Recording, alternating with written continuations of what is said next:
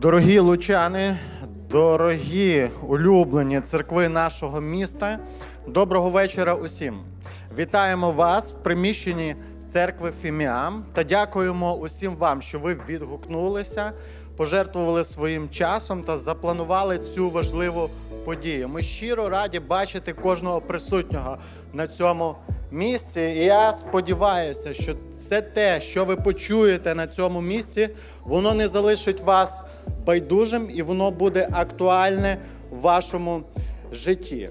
Тому усі, хто ще знаходиться в фоє нашого приміщення, десь в задній частині нашого залу, величезне прохання: пройдіть наперед і займіть найкращі місця.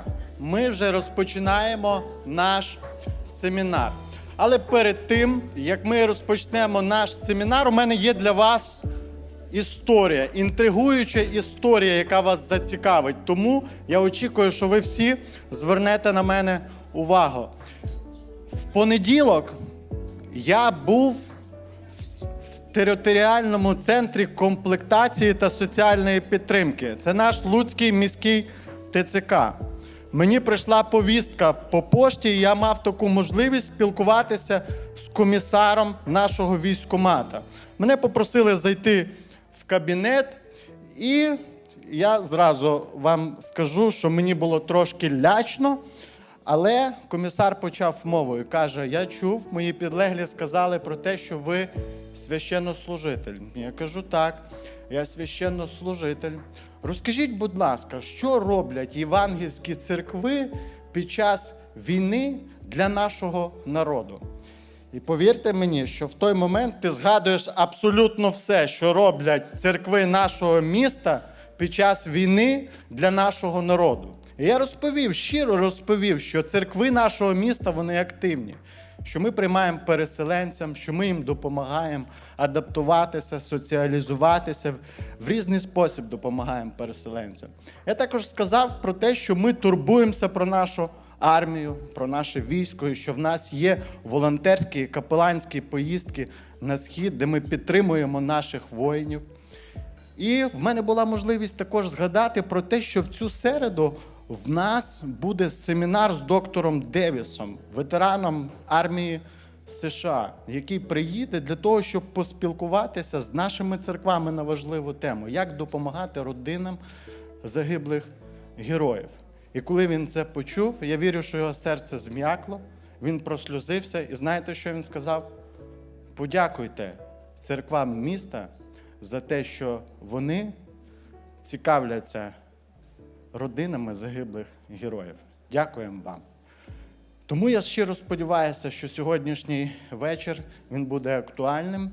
Я щиро сподіваюся, що те, що ми почуємо, ми зможемо застосувати в нашому житті. І нехай в наших церквах буде багато благодаті і любові до тих людей, які переживають біль, втрати і смуток. З радістю і під ваші скромні оплески я хочу запросити доктора Девіса. Дякуємо за ваш візит, за те, що ви погодилися поділитися своїм досвідом. Давайте помолимося на початку. Хто має таку можливість, давайте підведемося. Дорогий Христос, цього вечора ми зібралися тут, на цьому місці, тому що ми об'єднані болем, смутком, бідою в житті нашого українського народу. І всіх нас об'єднує одна величезна мрія, щоб війна припинилася, щоб ми здобули перемогу, а ворог забрався з нашої території, залишив в спокої наших дітей, жінок, родини. І просимо Тебе про те, щоб Ти дав нам цю перемогу, Господь. Зараз в цей час ми Тебе просимо натхнення від Твого Духа, щоб Ти промовляв до наших сердець, щоб Ти робив наші серця чутливими, і все те, що ми почуємо, ми могли примінити в своєму житті. Благословляємо Твоє велике ім'я, дякуємо Тобі за Твою святу присутність в нашому житті. Любимо Тебе, як Отця, Сина і Святого Духа. Амінь. Займайте, будь ласка, ваші місця. Thank you.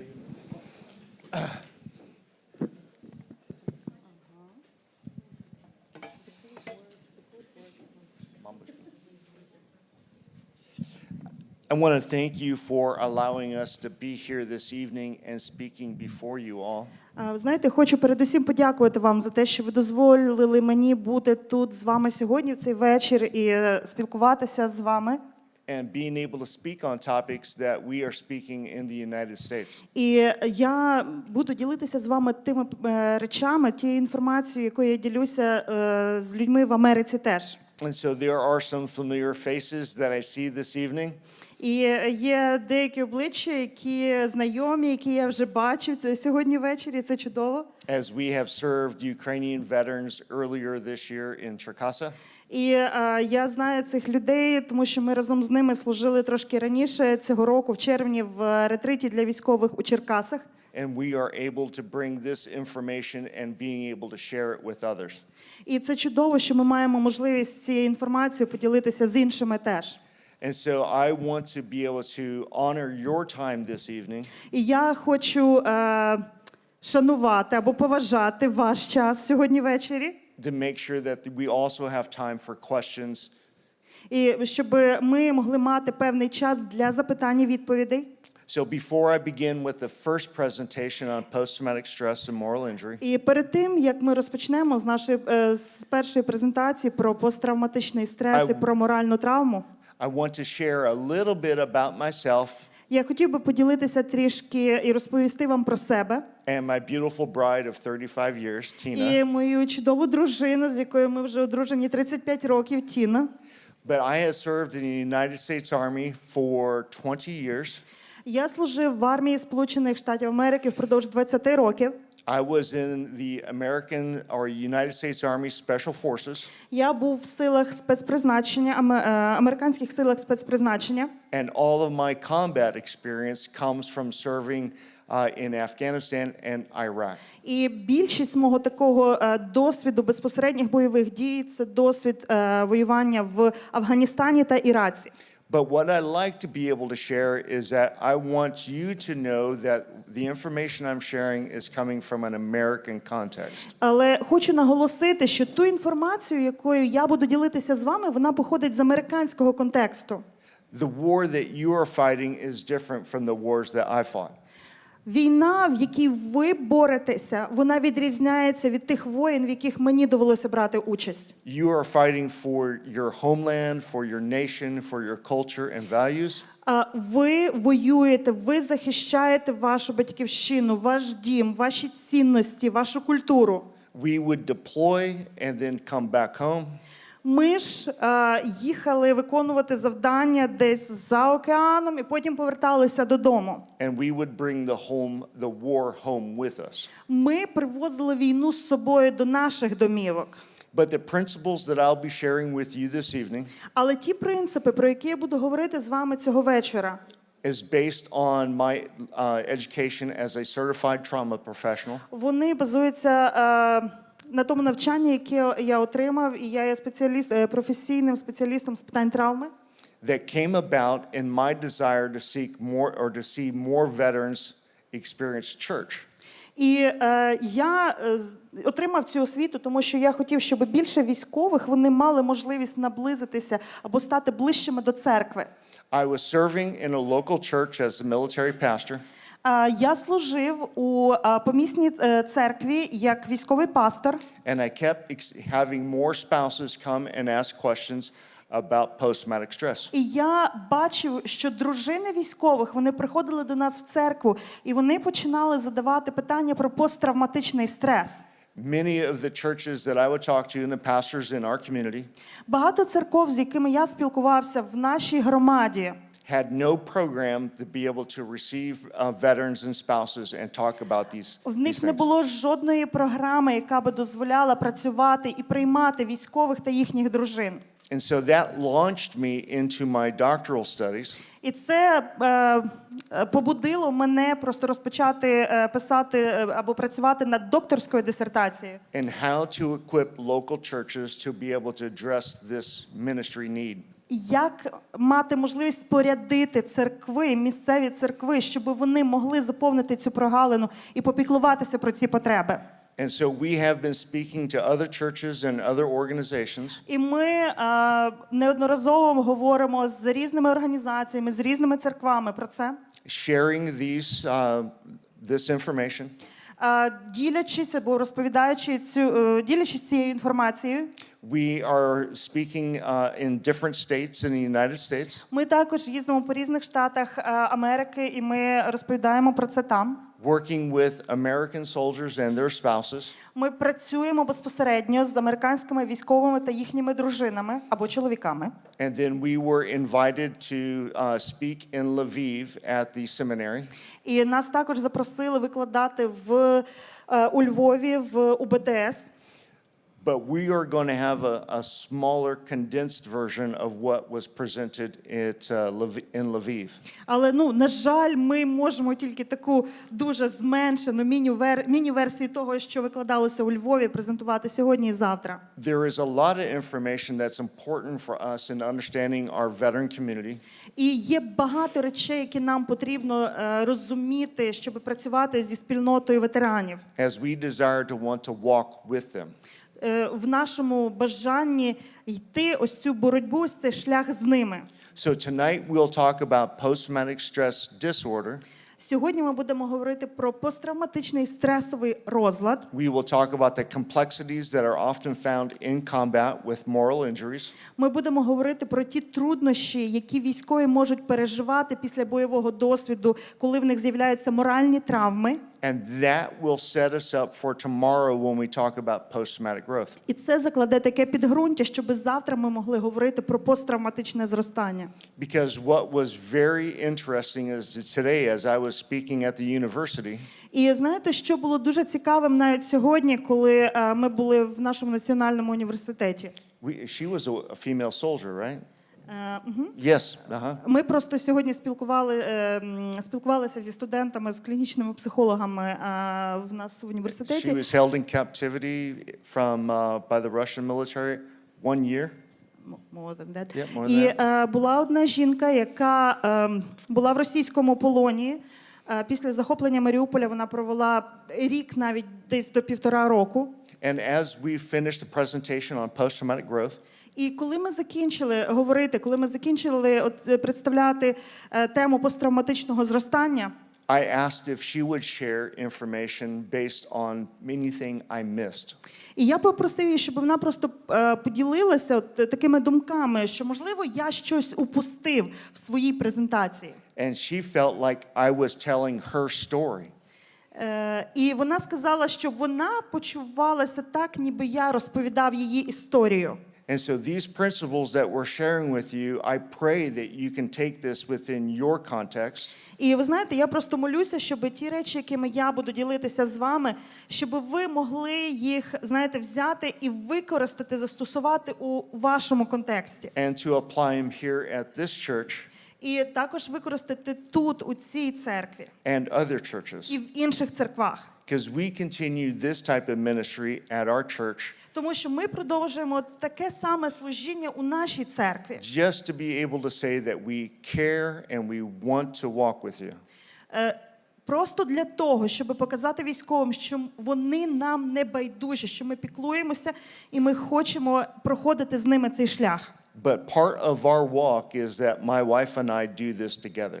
Але частина нашого шляху – це те, що ми навчаємо і працюємо разом з моєю дружиною. So as I share from the veteran perspective, І коли я ділитимусь з перспективи або з позиції ветерана, she's also available to be able to share from a spouse's perspective. а Тіна своєю чергою може поділитися своєю історією з позиції дружини, військового дружини ветерана. But this is part of our growth program that we'll talk about more tomorrow.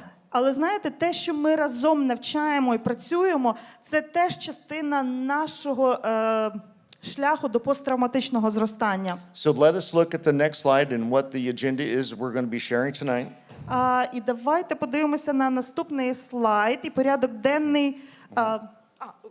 Okay, sorry, I didn't turn it on. There you go. Окей. So we will be looking at post-traumatic stress disorder, Отож, ми будемо взагалі говорити в загальному про поняття посттравматичного стресового розладу. along with the definition of what that is.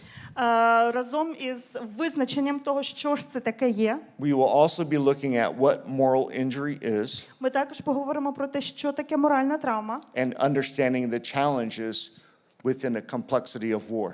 І ми спробуємо зрозуміти ось ці виклики в контексті війни. But we have been studying warfare for a long time. Але що я хочу сказати, людство вивчало війну довгий період часу. Scripture is full of stories of combat. І в Писанні, в Біблії ми знаходимо дуже багато текстів, в яких описуються бойові дії. We have been looking at warfare in the American context since the Civil War.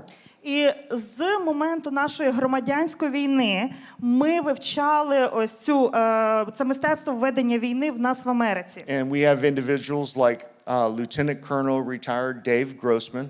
І в нас є такі постаті, як Дейв Гросман, який полковник армії США. And he has a institute on the study of killing. І він заснував цілий інститут, який займається вивченням вбивств.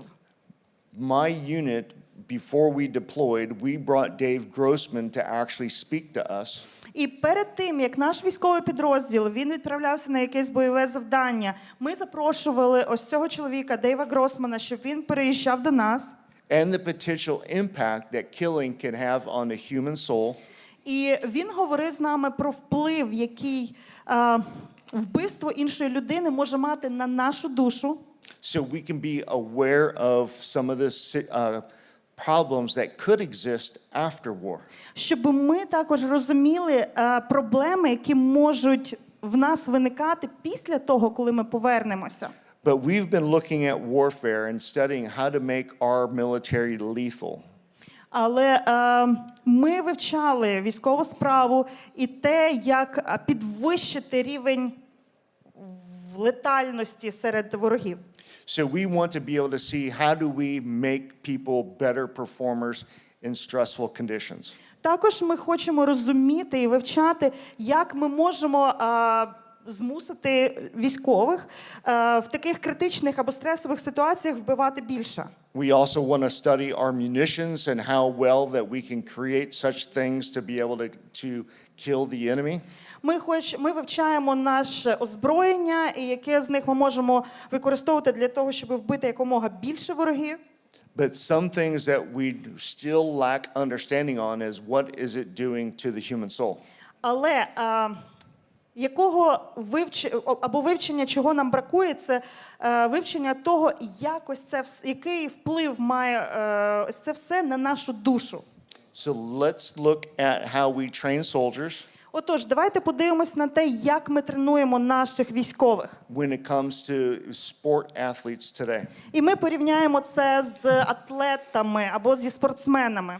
This is the Yerkes-Dodson law. Це закон Єркса-Дотсона. Не лякайтеся термінів. Це This bottom line is going to be on arousal or your heart rate. І знизу ось ця пряма лінія, вона буде говорити про рівень вашого серцебиття. This is our performance that we're able to do, or hand-eye coordinations.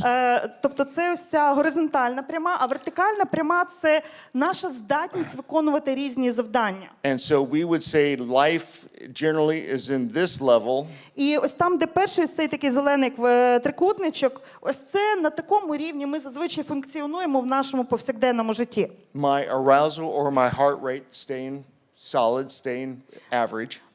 Наше серцебиття, воно залишається таким звичайним, нормальним. And every now and then somebody might be rude at me on the streets or a car honk at me. It might get my heart rate up. І можуть бути різні ситуації. Хтось розлютив нас, десь машина там бібікнула, нас злякала, коли ми йдемо по вулиці. І це може спричинити пришвидшене серцебиття. But it quickly goes back down. Але ми швидко заспокоюємося. Якби воно швидко просто само по собі зникає. Does anybody watch basketball? Хто з вас дивиться баскетбол? Perfect.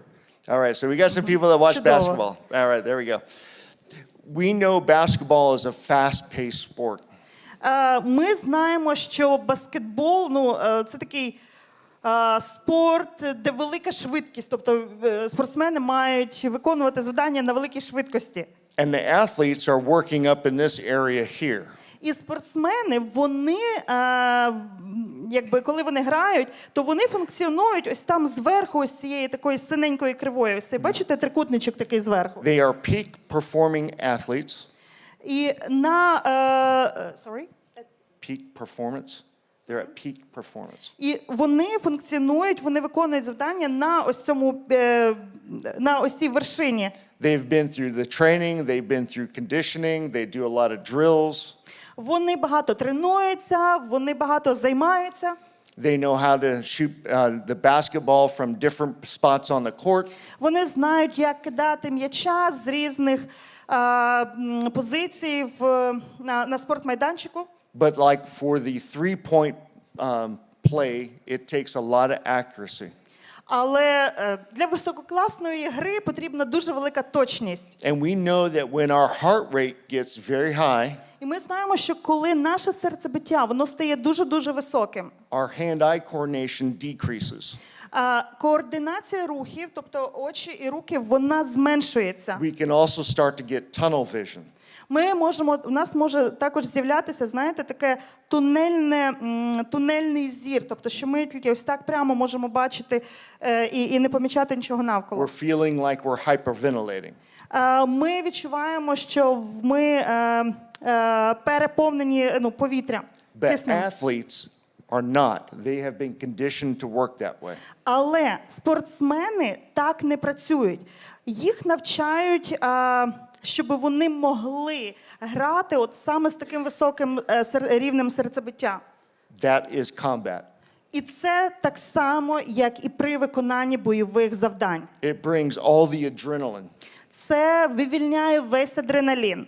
It gets all your senses wired. Воно, знаєте, задіює всі сенсорні відчуття, тобто зір, слух, нюх, і робить їх такими просто, шаленими. Your heart rate has increased. Ваше серцебиття збільшується. The level of stress and intensity is very high. Рівень стресу і інтенсивності, він дуже високий. But unlike sports where they're on a court for 1 hour, Але на відміну від спорту, коли ми там на майданчику є година плюс-мінус, combat conditions can be extended and go on for days and days. бойові дії, вони тривалі в часі.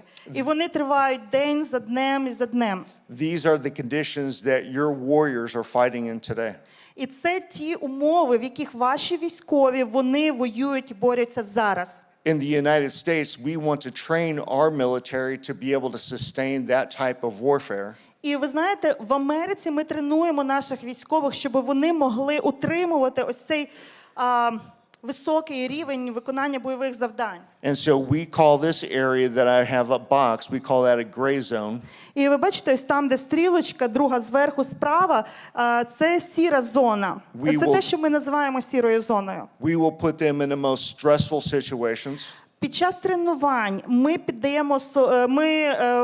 піддаємо солдатів різним найбільш стресовим ситуаціям. But we teach them how to be able to operate in those conditions with elevated stress. Але ми навчаємо їх, щоб вони могли працювати в цьому стані, коли їхній рівень стресу просто зашкалює. We want movements to be simple, Ми хочемо, щоб їхні дії були простими, відточеними, accurate, такими дуже точними. and that's why we go over them all the time, rehearsals. І через те ми постійно повторюємо ці всі вправи, і постійно тренуємось. Because we know that when our heart rate is elevated, our hand-eye coordination decreases. Тому що ми розуміємо, що коли в нас високий рівень серцебиття, то координація рухів і очей, вона зменшується.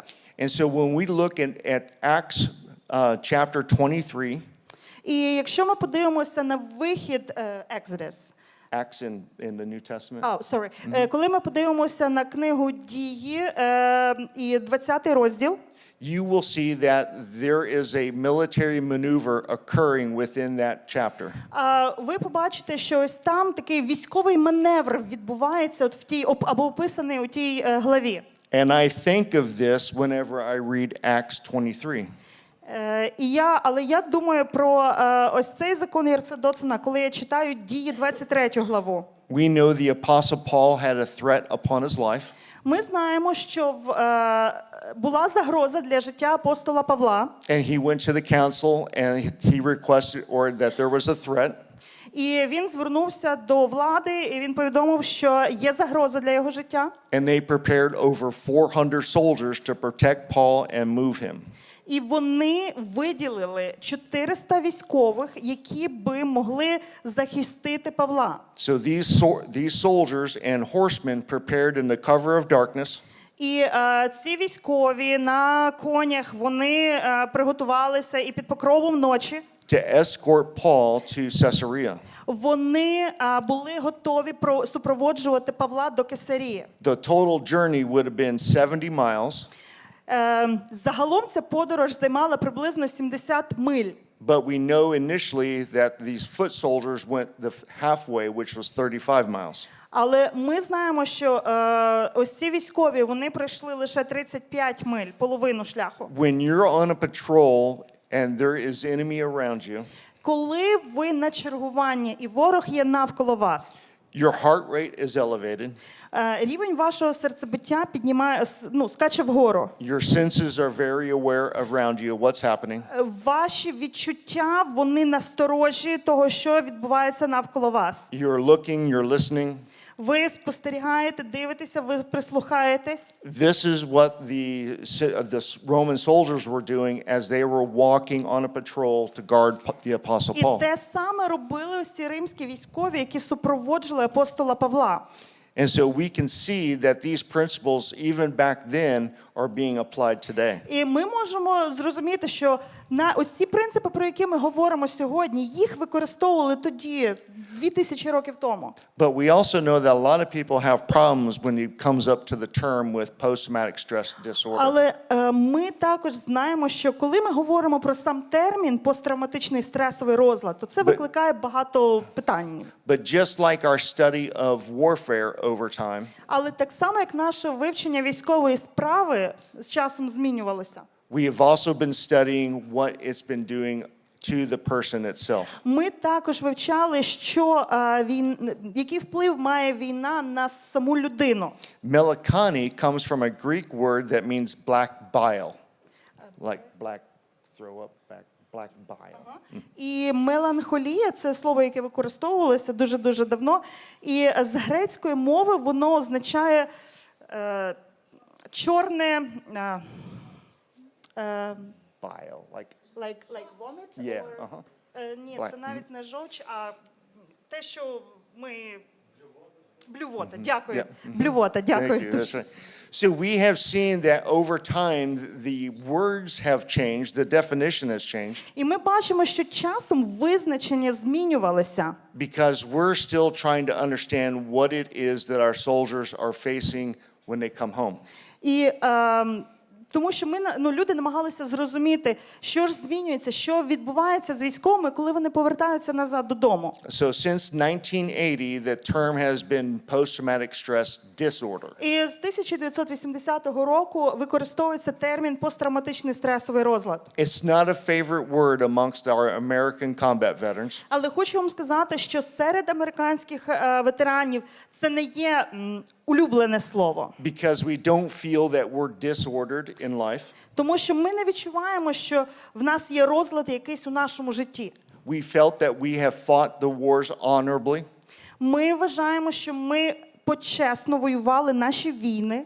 But we know we have a few issues. Але ми розуміємо, що в нас є певні моменти. I have been diagnosed with post-traumatic stress disorder, І маю зізнатися, що мені діагностували посттравматичний стресовий розлад теж. traumatic brain injury, І так само те, що ми називаємо контузією, and depression депресія. from my combat experiences. І це все пов'язано з моїм бойовим досвідом. but I do not feel that I have post-traumatic stress disorder. Але я не відчуваю, що в мене є посттравматичний стресовий розлад. And this is why I prefer the Canadian system where it says operational stress injury. І саме тому мені більше подобається термін, який використовує канадська система, і він звучить як бойова стресова травма. An injury gives you an idea of maybe recovery. Тому що саме слово травма, воно означає або має підґрунтя під собою, що від цієї травми можна одужати. Compared to having a disorder. В порівнянні з тим, коли у вас розлад, то ви нічого з цим не можете зробити. But our American culture, everybody wants a disorder. Але дуже часто в нашій американській культурі всі хочуть мати якийсь розлад. And that impacts those of us who are really struggling. І це дуже сильно впливає на тих військових, які насправді мають проблему і мають сильну боротьбу. So let's look at the definition of post-traumatic stress disorder. І давайте тепер подивимося на визначення, що ж таке посттравматичний стресовий розлад. Which I like Dr. Figleys and Nash. І мені подобається визначення ось цих двох психологів, Фіглі і Неш. And I share this with our combat veterans. І я ділюся цим визначенням з нашими ветеранами теж. And the key words that I pick out is chronic, debilitating. І основні слова, які я хочу виділити тут, це хронічний і виснажливий психологічний стан. It continues to occur long after the guns are silent. Тому що він продовжує тривати довгий період часу після того, коли обстріли і війна закінчилися. The memories of war continue. Тому що спогади про війну і бойовий досвід, вони продовжують існувати. The sights and sounds and smells continue to revisit us. І звуки, які ми чуємо, запахи, які ми вдихаємо, те, що ми бачимо, це все може нам нагадувати, повертати нас до травми. Who here is familiar with firearms? Guns. Yeah, who's familiar with who's shotguns, handle Хто guns? стріляв з пістолета, з будь-якої зброї? Yep, there we go. Nice, nice. So when we shoot guns, І ми знаємо, що коли ми стріляємо зі зброї, you get the residue that's left on your fingers. є порох, який залишається на вашому пальці, ваших пальцях. You smell the carbon. І ви можете запах його відчувати. Sometimes you fire it so much that the carbon is now on your fingers. І інколи ви так багато стріляєте, що ви ось цей запах вуглецю відчуваєте на своїх пальцях. And that's a residue that's left over from shooting weapons. І це наслідок який залишається від використання зброї. War can leave a residue on our soul and conscience. Але війна має вплив на нашу свідомість, our conscious and Yeah, just our soul and our на mind. на нашу душу, на наш розум, на нашу свідомість. So much so that it impacts us in our day-to-day living. І це має настільки великий вплив, що це впливає на наше повсякденне життя. And this is why I remind our combat veterans that it is a disruption to our everyday life. І саме тому я нагадую нашим військовим, що те, що ми бачили під час війни, воно вносить такі розлади в наше повсякденне життя. And that helps them with the term post-traumatic stress disorder. І це допомагає їм трохи більш прийняти ось цей термін посттравматичний стресовий розлад. As we walk through these presentations. Коли ми розглядаємо матеріал в таких презентаціях. So the American Psychological Association. І в Америці є психологічна асоціація. We have a manual that gives us the definition that they like to use. Яка розробила посібник, і в ньому є визначення і певні критерії. Along with the requirements of what it takes to be diagnosed with a post-traumatic stress disorder. І власне, там є ось ці критерії, за допомогою яких вони хочуть визначити, чи людині можна діагностувати ПТСР, чи ні. And what's been interesting about this is that when I was teaching this, І дуже цікаво, що коли я якось викладав цю тему, I had someone stop me in the middle of the presentation and ask if that is true, that you have to have these symptoms to be diagnosed. І якось під час презентації один із військових зупинив мене, і він запитав, чи ось ці всі симптоми, які є на цьому слайді, чи я маю мати їх всі для того, щоб мені діагностували ПТСР. And I said, yes, you have to display these symptoms over a period of time. І я сказав так, тобто, якщо ти бачиш, що у тебе є ці симптоми впродовж певного періоду часу, Because she shared that her neighbor was stung by a bee.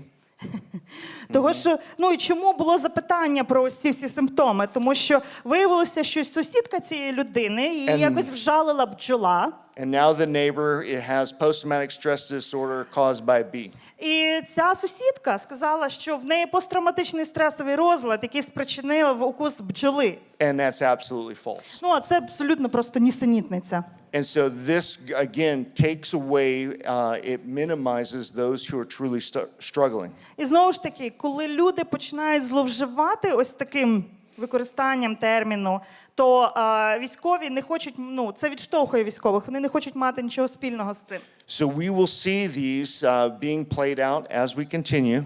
І ми будемо ще говорити про ось ці критерії, коли будемо далі розглядати цю тему. But the intrusions that keeps occurring based on the event. Але ось ці речі, які продовжують відбуватися через військові події. Our avoidance of certain things. Це є уникання певних речей. Our negative moods that will come across. Це негативний настрій, такий, який буде постійно в нас з'являтися. And the hypervigilance. І гіпернастороженість. I have been retired from the Army, let's see, 2011, so it's, 13 years. 13 years. Я залишив військову службу, звільнився 13 років тому. I still struggle with some symptoms. І я все ще маю боротьбу з деякими симптомами. But I can say, and I think my wife would agree with me, I hope she does, that I am actually improving. І я хочу сказати, і я сподіваюся, що моя дружина зі мною погодиться, що я покращую свої результати. But she's also the first one to know that when I am relapsing. Але вона також перша, хто бачить, що я десь скочуюсь трошки вниз. And so we want to be able to share this with you as you work with veterans. І чому ми ділимося цим? Тому що коли ви будете працювати з ветеранами, Because it's important for you when you walk with them. дуже важливо, щоб ви це розуміли. We don't try to become professionals to be able to diagnose anybody. Нам, ми не хочемо, щоб ви всі ставали професіоналами, починали діагностувати щось. But we want people to know that sometimes those things of war will suddenly come flooding back in. Але ми хочемо, щоб люди просто розуміли, що часто ось ці відзнаки або відлуння війни, воно буде повертатися до ваших рідних чи знайомих, які були на війні. It may bring out some anger. І це може викликати гнів. It may bring out that they want to just isolate and get away from everybody. Це може викликати їхню реакцію, коли вони хочуть ізолюватися і просто не бачити нікого і не спілкуватися ні з ким. But it's important to remember that whatever's happening is not being directed at you. Але вам важливо пам'ятати, що б не відбувалося, будь-яка поведінка, вона не є спрямована на вас. Тобто ви не є чинником цієї поведінки. That this is a natural response to what they've been exposed to. Що це є природня реакція, природня відповідь на те, що їм довелося пережити. In our Veterans of Administration Services in the United States, І в Америці є орган влади, подібно до нашого Міністерства у справах ветеранів. and that we will quote Viktor Frankl and his book Man's Search for І Meaning. ось саме там дуже часто цитують книгу Віктора Франкла «Людина в пошуках втраченого сенсу». In which does everybody here know who Viktor Frankl is? Хто з вас знає, хто такий Віктор Франкл? Читали? Yeah, he survived the Holocaust. Ви знаєте, що він пережив Голокост. His father died during the encampments from too much stress on his heart. І його тато загинув від дуже великого стресу, просто його серце не витримало. His mother and his wife were murdered in the concentration camps, І death його camps. дружина, його матір, вони були вбиті в концентраційних таборах. And Viktor Frankl survived. І єдиний, кому вдалося вижити, це був Віктор Франкл. And he wrote this top statement from his book, Man's Search for Meaning.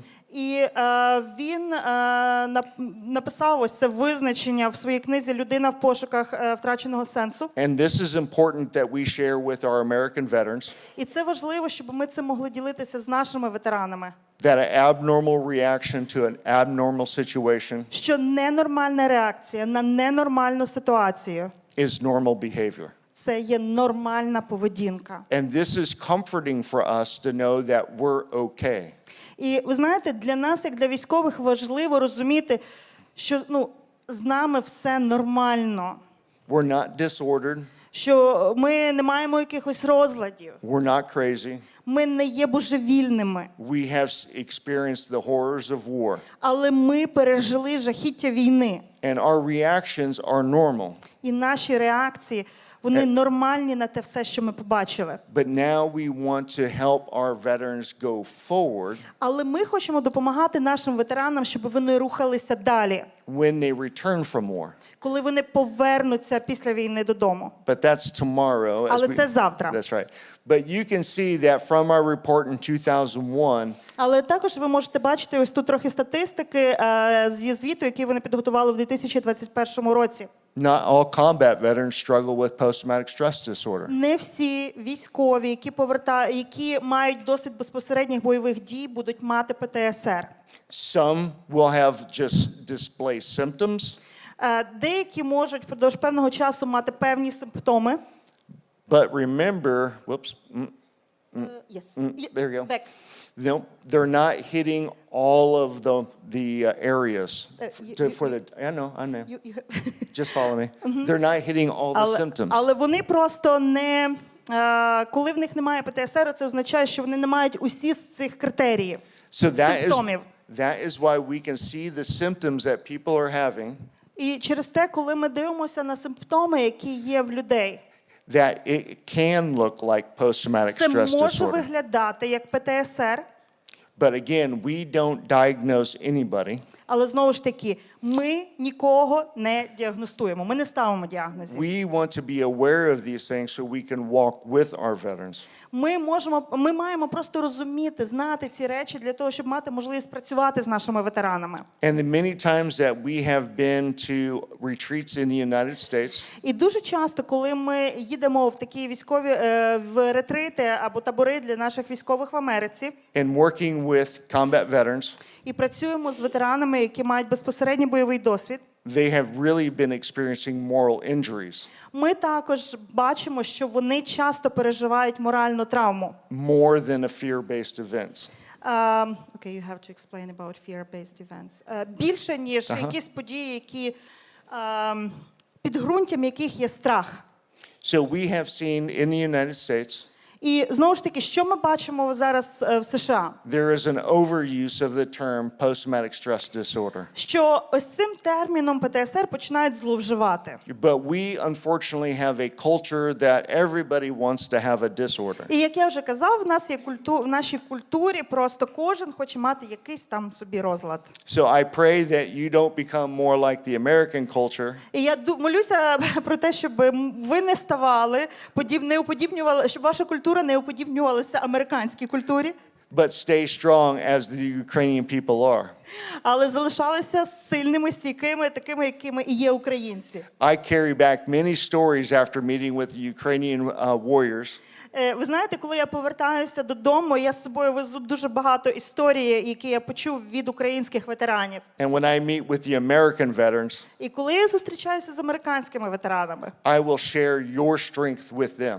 Я ділюся вашою силою разом із ними. As I am trying to encourage them to grow. Коли в своєму прагненні підбадьорити їх, щоб вони зростали. But as I started this presentation, Але коли я розпочав цю презентацію, is that I shared that I launched into this area of study because veterans avoid this. Я говорив, що я почав досліджувати цю тему, тому що зазвичай ветерани уникають цього. American veterans will isolate Американські ветерани ізолюють себе. because we have a hard time talking about what has happened to our mind and our bodies. Американські військові уникають говорити про будь-які речі, тому що вони не хочуть говорити про те, що вплинуло на їхнє серце, на їхній розум, на їхнє тіло. We have even a harder time talking about the things of the war. І нам набагато важче говорити про ті речі, які відбувалися з нами під час війни. And so we will avoid seeking help І ми уникаємо пошуку допомоги. for the things that can actually help. І, We will avoid any help of getting тобто, better. ми будь-яку допомогу відкидаємо. But I've been impressed with the Ukrainian warriors that I've met so far. Але ви знаєте, я був вражений українськими військовими, яких мені довелося до цього часу вже зустрічати. Is that they want to know what it is that they're struggling with. Тому що вони хочуть розуміти, з чим вони ведуть боротьбу. And so I am very encouraged with the Ukrainian veterans. І насправді для мене величезне підбадьорення спілкуватися з українськими ветеранами. But I also pray that the churches will embrace them. Але я також молюся, щоб церкви могли прийняти їх. And being able to continue walking with them. І могли продовжувати йти ось цей непростий шлях разом із ними. So that was on post-traumatic stress disorder. І це ми трошки проговорили про ПТСР. And now we're going to move to moral injury. А тепер я хочу, щоб ми поговорили про моральну травму. We need to take a break. Назар, скажи, будь ласка, коли в нас має бути перерва? Чи, можливо, ми зараз зробимо, а тоді просто розпочнемо моральну травму?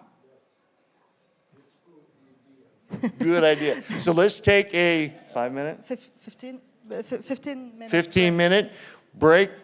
Talk with Tina so I can get something to drink. Отож, давайте 15 хвилин перерви. За 15 хвилин повертаємося. Ви можете поговорити з Тіною, щоб я міг піти щось випити. Дякую.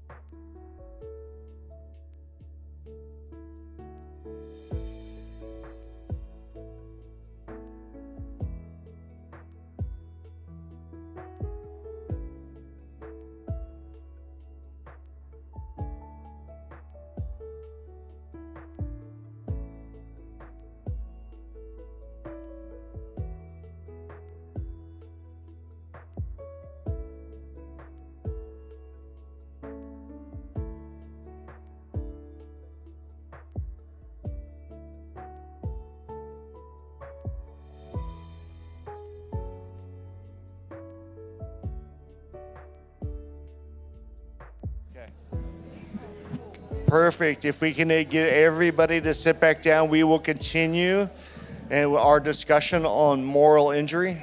Отож, ми хотіли би знову запросити вас на ваші місця, щоб ми могли продовжувати наше обговорення. Yeah, let's just, there we go. We need to get Отож, everybody back. Просимо зайняти ваші місця. Так, бачимо, спілкування завжди дуже класно. Мабуть, всі заскучились за служіннями разом по середах.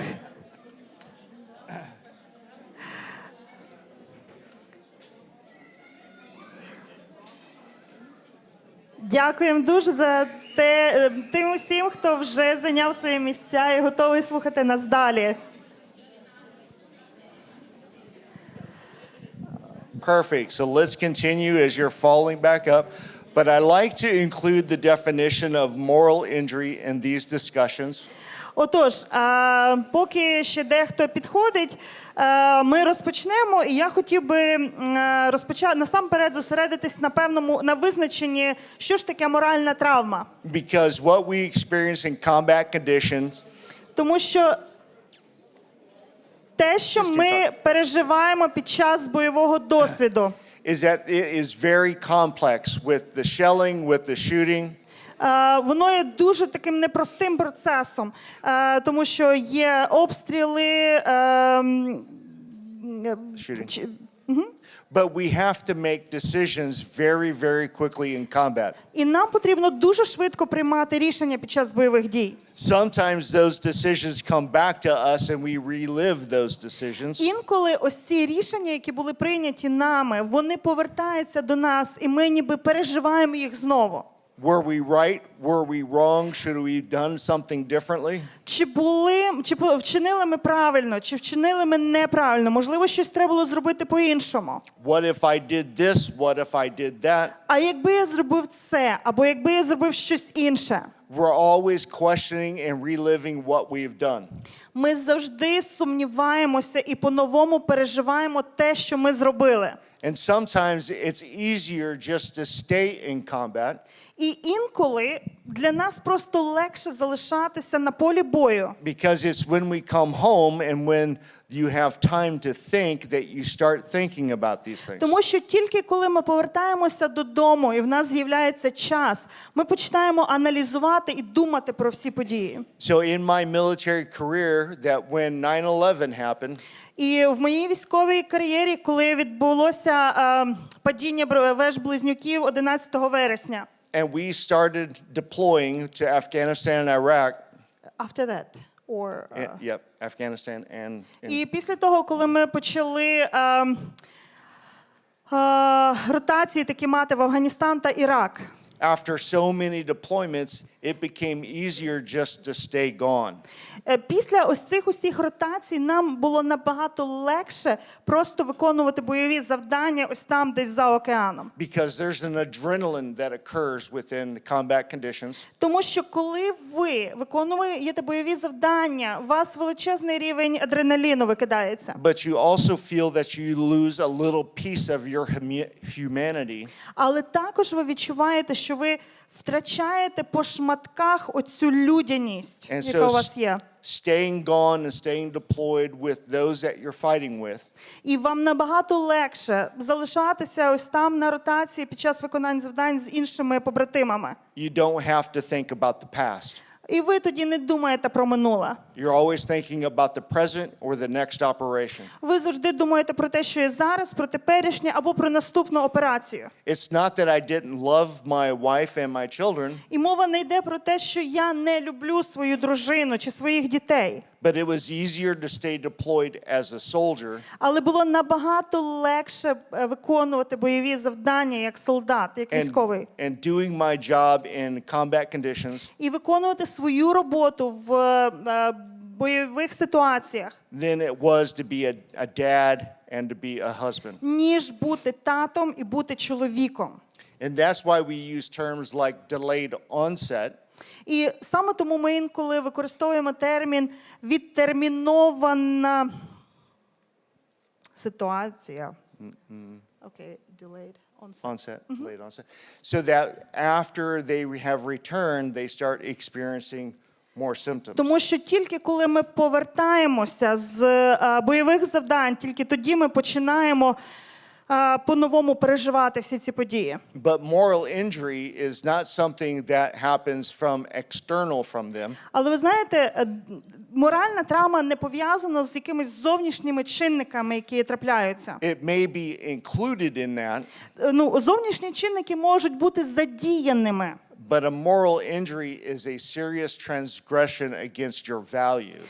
Але моральна травма – це таке серйозне прогрішення перед вашими внутрішніми переконаннями і цінностями. And that is why I like these two definitions. І саме тому мені подобаються ось цих два визначення. All these doctors here work with our veterans in the United States.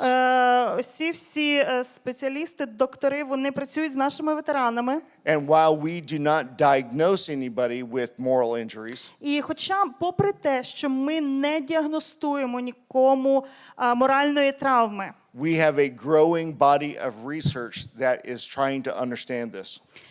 Є величезна кількість досліджень, які зосереджуються на цій темі. But this is where the church can step into. І знаєте, саме в цьому місці церква може вступити в цей процес. To help those who are struggling with these types of injuries. Щоб допомогти в цій боротьбі, яку мають ветерани. So by looking at those two definitions, І коли ми розглядаємо ось цих два визначення, there are key words that stick out.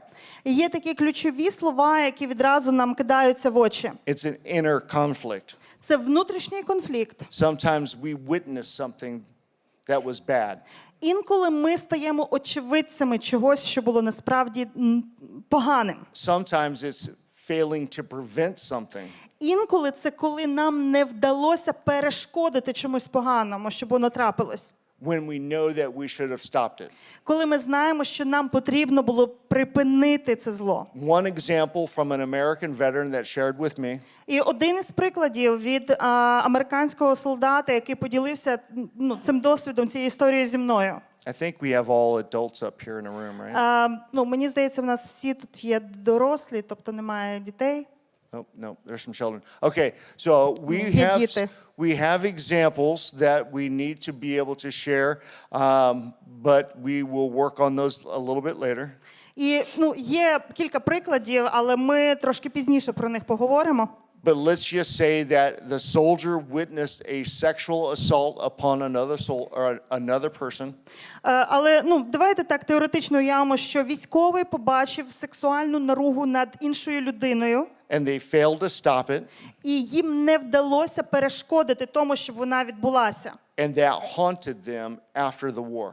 І після війни оцей спогад, він просто продовжує переслідувати військового. They thought about it and it replayed in their mind many times. Вони думають про це, і вони програють у своєму розумі багато разів цю подію. When I first met him, he was very closed off, folded his arms.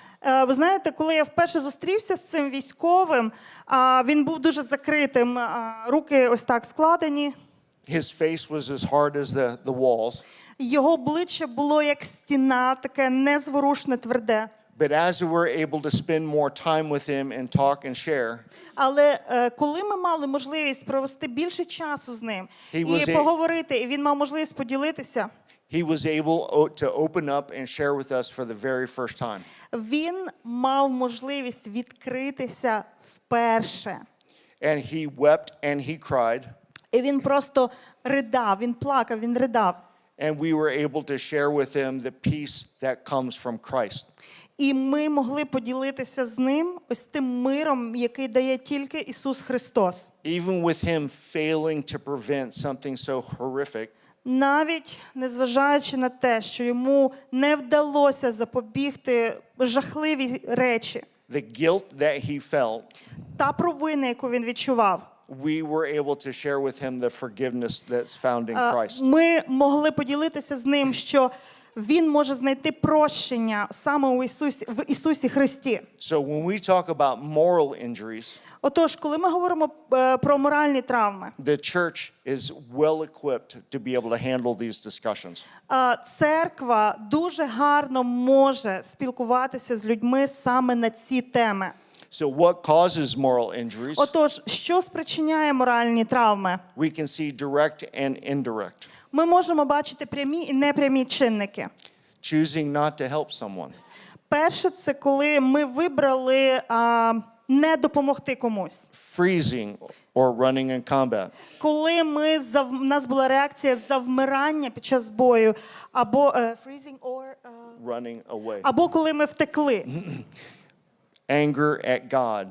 Коли у нас є злість на Бога, гнів на Бога. Because oftentimes that the veterans will be hearing about the love of God. І дуже часто ветерани можуть чути про любов Божу. And they always want to know that if God is so loving, why did he allow this? І дуже часто військові можуть вас запитати, якщо Господь так любить, чого Він дозволив тому всьому трапитись? The church is in the best position to be able to help answer these questions. І церква, вона в такій найкращій ситуації, щоб мати можливість дати відповіді на ці запитання. The church is well equipped to be able to talk with somebody who is angry at God. І церква має ось ці інструменти, щоб говорити з людьми, які зляться на Бога. But sometimes that these moral injuries come about from an officer telling a subordinate to do something. Але дуже часто моральна травма може виникнути в ситуації, коли офіцер своєму солдату, який підлеглий йому, наказує виконати якесь завдання, That they know is wrong, а солдат знає, що це неправильно. but they do it anyway. Але вони мусять це зробити в будь-якому випадку. And just as I shared earlier, that sometimes there's unintentional errors in combat. І так само я трошки говорив вже перед цим, що інколи є ненавмисні помилки під час бойових дій. We can have the best plans possible, У нас можуть бути найкращі, які тільки можна придумати плани. but when the bullets start flying, everything changes. Але коли кулі починають свистіти, то все змінюється. Because the enemy always has a say in any operation. Тому що ворог завжди має своє слово при виконанні будь-яких завдань. And we will talk about what's known as the fog of war. І ми будемо говорити про те, що відомо під таким терміном, як туман війни. That things are happening so quickly. Що речі відбуваються настільки швидко. But it's not until after the guns are silent when that fog lifts. І ось цей туман війни, коли під час бойових дій речі відбуваються дуже швидко, але коли ось цей туман розсіюється, that you start remembering all these actions. ви починаєте згадувати всі події, які відбулися. And that's why we talk about delayed onset. І тому ми говоримо про ось цю відтерміновану або відкладену таку реакцію. But one thing that come up within moral injury Але коли ми говоримо про моральну травму, is guilt and shame. то ми говоримо про провину і сором. Post-traumatic stress disorder Посттравматичний стресовий розлад deals with the fear of an event. Має справу зі страхом, що пов'язаний з певною подією. It's a life-threatening event that has occurred to them. І ПТСР зазвичай пов'язаний з подією, яка була загрозливою для життя людини. In the counseling world, they also have a term that's called compassion fatigue. Також у світі психології є такий термін, як втома від співчуття. It's also known as secondary traumatic stress. Також часто її називають вторинною травмою. That spouses can start having symptoms because of the care of their husbands or their combat veterans. І ось ця вторинна травма або втома від співчуття, вони можуть з'являтися у дружин військових, які постійно піклуються про них, переживають. And so secondary traumatic stress is always dealing with the care of someone. І вторинний травматичний стрес зазвичай пов'язаний з піклуванням про когось, в кого є травма. Moral injury deals with guilt, shame, grief, and regret. І моральна травма дуже часто має справу з провиною, соромом, горем або жалем. All from the actions that occurred and that is dealing with the inner portion of somebody. І це все пов'язано з внутрішніми переконаннями, як ми це сприйняли, ті події, які відбулися, як ми їх сприйняли. Guilt says that I have done something bad or evil. І провина каже, що я зробив щось погане або зле. But shame says that I am bad or evil. Але сором каже, що я є So we злим, can- недобрим. We can look at these two a little bit more, І ми можемо трошки більше розглянути ось цих два терміни. in that guilt is a delayed evaluation. І провина – це є відстрочена оцінка вчинку. Shame is a global evaluation, А сором – це, знаєте, така оцінка вчинку в глобальній перспективі. and that could potentially lead to further isolation. І ось ці два чинники, вони можуть в подальшому призвести до ще більшої ізоляції. When someone is struggling with guilt, there is an increase in the desire for forgiveness. І коли хтось бореться з провиною, то є таке збільшене бажання почути про прощення. But shame can be very destructive. Але сором може бути дуже деструктивним, руйнівним. So there are some challenges that we have to look at. І нам потрібно розуміти в контексті моральної травми декілька викликів. Although moral injury and post-traumatic stress disorder share the same symptoms, Хоча посттравматичний стресовий розлад і моральна травма, вони можуть мати ті самі симптоми. they will look exactly the same. Вони можуть виглядати абсолютно так само. The anger, the avoidance, the isolation, Злість, уникання, ізоляція. they are not the same. Вони не є тим, вони є абсолютно різними. The post-traumatic stress caused by combat ПТСР, який спричинений бойовими діями, участю в бойових діях, is dealing with the fear that is induced upon the body. пов'язаний з або базується на страхові, який переживається людиною і переживається в тілі. The moral injuries come from the decisions that are being made in combat. Моральна травма, вона виникає або спричиняється тими рішеннями, які були прийняті під час виконання бойових завдань. And this is what makes combat and treating and working with those veterans so complex. І саме тому працювати з ветеранами, які мають моральну травму, і пробувати лікувати її настільки складно. Because one combat operation can have a multitude of these symptoms. Тому що тільки одна військова операція, вона може мати просто величезну кількість цих різних чинників. Of fear-induced episodes or encounters. Fear-based. Events in battle. Події, які трапляються на полі бою, які пов'язані зі страхом. And all the decisions that are getting wrapped up around each І one. всі рішення, які накладаються, або, знаєте, так,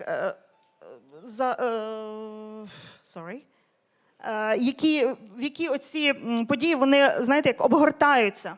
When is it time to evacuate somebody? Коли час починати евакуацію когось? Were they evacuated early enough or did they die? Чи вдалося нам евакуювати когось вчасно і перешкодити смерті цієї людини? Were you able to get in and secure the objective or did you have to fall back? Okay, this is like Remember like what you shared the story of that they had a captive and they had to pull back? Captive or Yeah, there was a captive. You said that Vitaly shared. We'll just pass Okay. on. We'll pass on. Never mind. That's right. Okay. But we have to be able to understand some of the challenges. Але нам потрібно розуміти деякі з цих викликів. But we can also look at the similarities when it comes to treatments. Але ми можемо також бачити певні подібності, коли ми говоримо про методи лікування ось цих речей. So the next 3 slides I'm going to show you are 3 different models of treatment.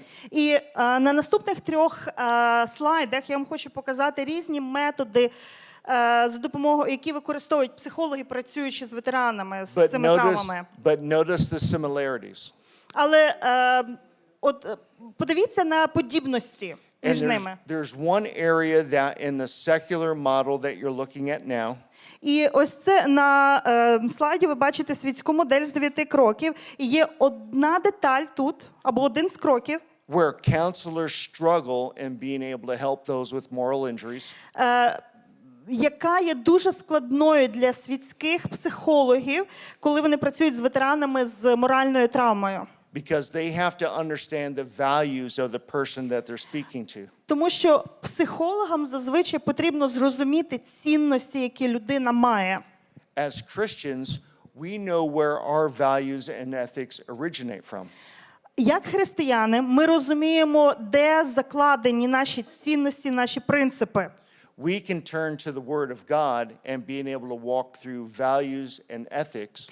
Коли ми звертаємося до Слова Божого, ми розуміємо, ми читаємо про наші принципи, цінності, етику, етичні якісь норми.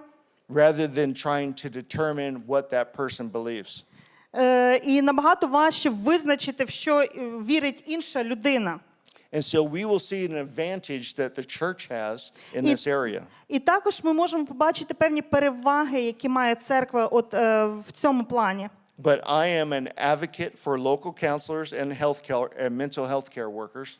Але я є таким адвокатом місцевих психологів, консультантів.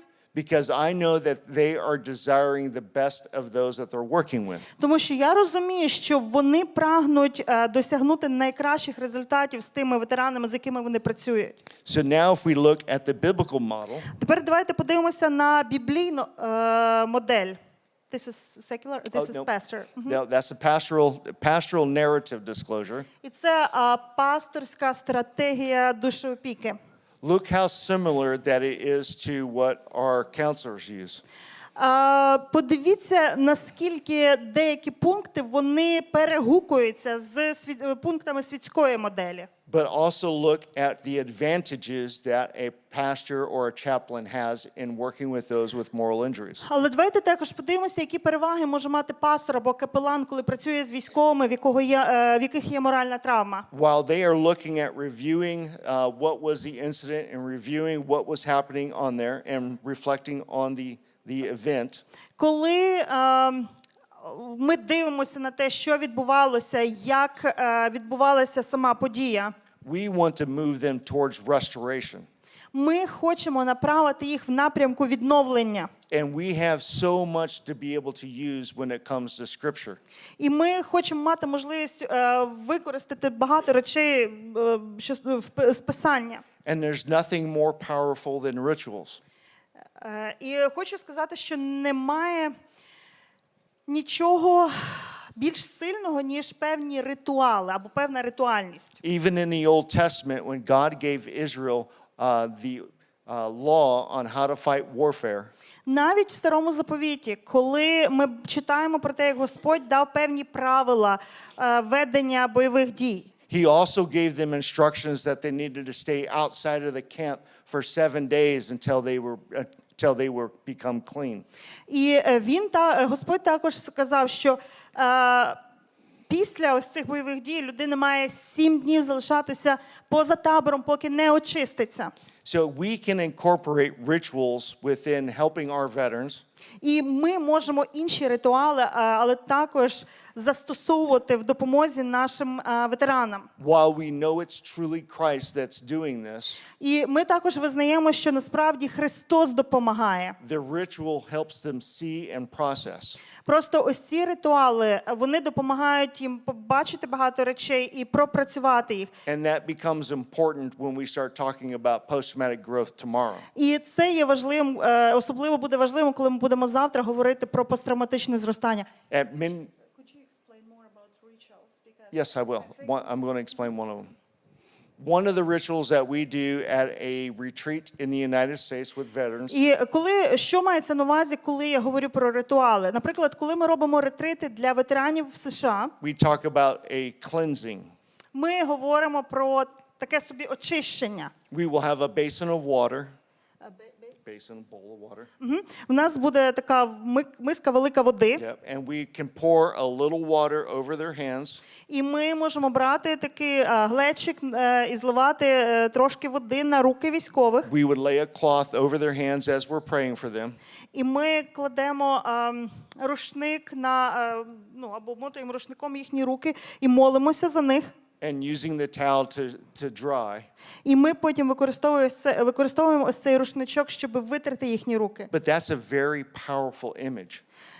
І це насправді створює дуже потужний образ або картину. Now, while we know that it's not the water, І ми розуміємо, що це насправді суть не в воді. but there's something that connects the mind to the hands to the water. Але ось те, що спрацьовує в їхньому розумі, що пов'язує ось цей образ води, омивання рук, That helps them understand when it comes to letting go of a lot of the things that happen in combat. І ось цей ритуал, ось ця картина допомагає їм відпустити або багато речей, які відбулися з ними під час бойових дій. Another powerful ritual that we often take as Christians is the Lord's Supper. Один із ритуалів, які ми, як християни, використовуємо, це Господня вечеря. Chaplains will actually use this many times out in the field. І капелани насправді дуже часто використовують це, коли вони знаходяться з військовими на полі бою. Because it's not just only for the cleansing of the body and thinking about the blood of Christ, Тому що це не тільки для очищення тіла, і не тільки коли ми роздумуємо про кров Христа, but it's also about the connection to Him and also to His future. але це також мова, в цьому мова також йде про зв'язок із ним і про наше майбутнє. But I have met Ukrainian veterans Але ви знаєте, я зустрічався з українськими ветеранами, that were denied the Lord's table які відмовлялися брати участь в причасті, because their pastors have now seen them as killers. тому що їхні пастори починали дивитися на цих хлопців-захисників як на вбивць. And so it would something that can be so powerful for the church І щось, що може бути настільки потужним для церкви, has now become an obstacle. стало перешкодою перед ось цими військовими. So as we were talking with the veterans that have experienced this, І коли ми говоримо з ветеранами, які мали ось такий досвід, we encourage them to find another church with another pastor that embraces the military. ми заохочуємо військових або ветеранів знайти іншу церкву і іншого пастора, але ті, які будуть приймати їх. And so we want to be able to continue these discussions on moral injury and traumatic stress. І ми так само говоримо з військовими про моральну травму, про стрес, Because we know the complexities that it creates. тому що ми розуміємо складність того всього, But яка міститься в цих термінах. not everybody is going to be struggling with these symptoms. Не всі будуть боротися з цими симптомами. Some may be able to hide it better than others. Комусь може вдаватися ліпше приховати ці симптоми, ніж іншим. Because I was one of them. Тому що я був такою людиною. I was able to hide everything that was going on. Я дуже добре намагався приховати те все, що відбувалося зі мною. But it was 7 years after I retired when it finally surfaced that I was going through some problems. Але тільки через 7 років після звільнення з військової служби нарешті на поверхню випливло те, що я переживаю певні проблеми. It's when I met a counselor and we were talking about post-traumatic stress disorder. Тоді я зустрівся з психологом, ми говорили про посттравматичний стресовий розлад. And he asked me when I was getting help for myself. І він запитав мене, а коли ти сам звернешся за допомогою? And I said, I'm just here to learn so I can help others. І я сказав, ні, я не буду, я тільки тут, щоб зрозуміти, що таке ПТСР і як допомагати іншим. And he noticed that I was displaying symptoms for the 5 that I showed earlier. І тоді цей психолог, він сказав, ти знаєш, от 4 з тих 5 симптомів, які ми ось там перед тим бачили на екрані, в тебе вони є. But he made me very angry Але він мене тільки дуже сильно розлютив. to where I called my wife І я тоді подзвонив своїй дружині, and I was venting to her. і я просто почав жалітися їй. And she said, Richard, we need to talk. І вона мені сказала, Річард, нам треба поговорити. For the sake of our grandchildren, will you go get some help? І вона сказала мені таку фразу, Річард, заради майбутнього наших дітей, тобі потрібна ця допомога. So that is when I finally had to admit that I was struggling. І тільки тоді, зрештою, я зміг визнати, що щось не те відбувалося зі мною. But it was also very hard to ask for help. Але насправді було надзвичайно складно звернутися за допомогою. Because at the time I was serving as the military pastor for our church Тому що вже в той час я служив військовим пастором у нашій церкві. and had to admit that I was struggling with mental health problems. І я мав визнати, що я маю боротьбу, і в мене є ментальні проблеми. I was also a retired Green Beret, І я також зелений берет на пенсії. well decorated in our American Army for the combat conditions. І отримав багато нагород під час виконання бойових завдань і таких дуже складних. And I was experiencing problems I could no longer control.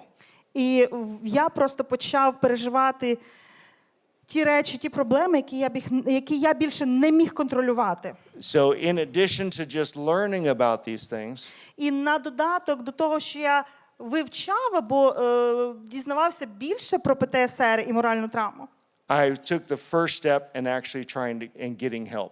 я зробив ось цей перший крок, щоб отримати допомогу. And it's hard. І це дуже складно. Sometimes that you will meet a counselor you just don't like. І ви знаєте, інколи ви можете зустріти психолога, який вам просто не подобається. And you just can't get along with. Або ви не можете спілкуватися з ним, владнати з ним. And what I tell our veterans is that's okay. І що я кажу нашим ветеранам, це нормально. I have fired one of my counselors. Зізнаюся чесно, я звільнив одного зі своїх психологів. But I was finding someone else that I could speak with. Але я тоді після того почав шукати когось іншого, з ким я міг пройти оцю терапію. But I'm also working with our churches to understand these Але areas я також працюю з нашими церквами, щоб вони могли зрозуміти ці сфери. so that they too can walk with our veterans who are struggling. Щоб вони теж могли проходити ось цей шлях з ветеранами, які ведуть таку потужну боротьбу. As we focus on discipling them, І ми зосереджуємося на навчанні їх, so that they would be able to honor their life after service, щоб вони могли шанувати своє життя після того, коли їхня військова служба закінчиться. and honor their marriages, І шанувати свої шлюби, but most importantly to honor God. але більш за все, щоб вони могли шанувати Бога. So tomorrow I hope that you'll return, І завтра я сподіваюся, що ви повернетеся. that we can talk about post-traumatic growth, І ми зможемо поговорити про посттравматичне зростання. because I believe that this is an area that the church is very crucial for the church. Тому що я переконаний, що саме роль церкви в цьому питанні, вона є критично важливою. And I encourage the students in the master programs at the university today І так само, коли сьогодні я говорив зі студентами, магістрами 5-й курс психології в університеті, to connect with local churches знаходити контакти з помісними церквами, that understand these areas, які би могли розуміти ось ці сфери. because there's one area in growth that they cannot work on that the church can. Тому що в елементах посттравматичного зростання є одна сфера, де без допомоги церкви справитися не можна. And that's spiritual development. І це духовний розвиток. But that's tomorrow. Але це завтра. So any questions? Отож, ваші запитання місцевих церков.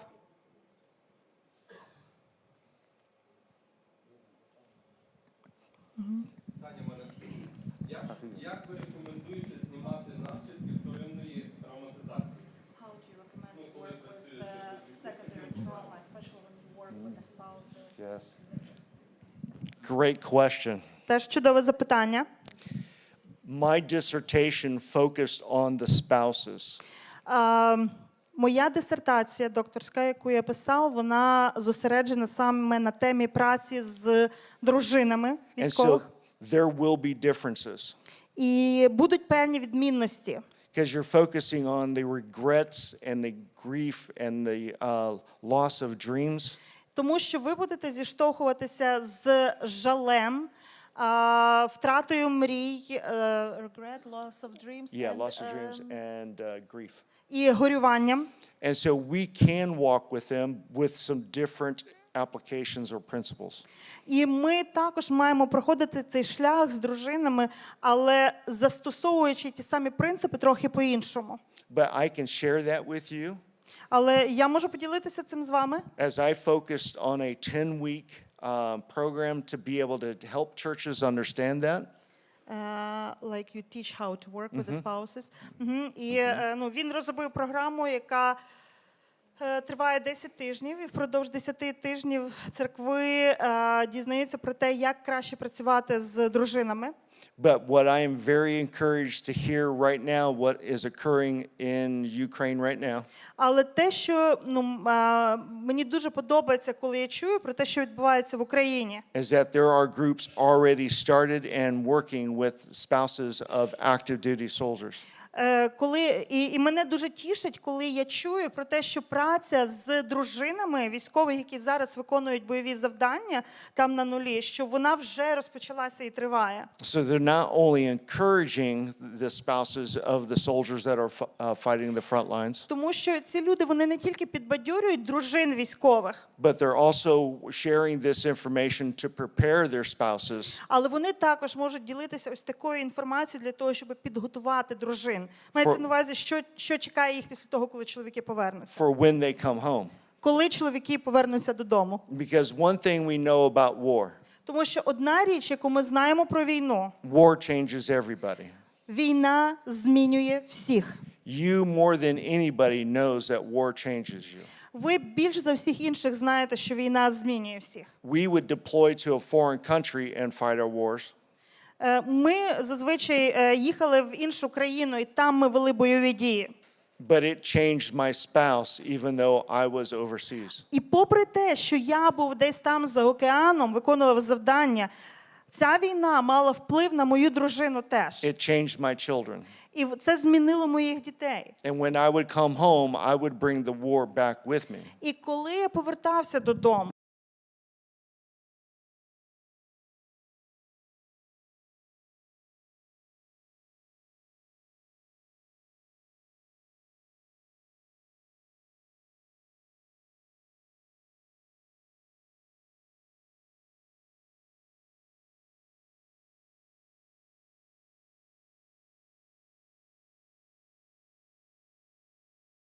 нас простих тренувань.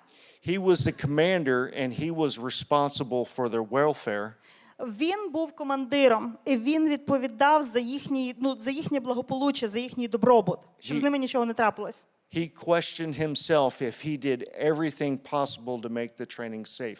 І він постійно запитував себе, чи він зробив усе можливе, щоб забезпечити ось це тренування, зробити це тренування якомога більш безпечним. That kept him up at night.